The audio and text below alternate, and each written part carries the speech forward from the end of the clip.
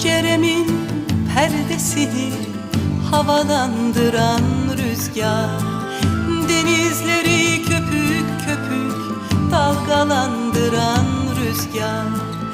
Gir içeri usul usul, beni bu dertten kurutar. Gir içeri usul usul, beni bu dertten kurutar. Yabancısın buralara, nerelerden geliyorsun? Otur dinlen.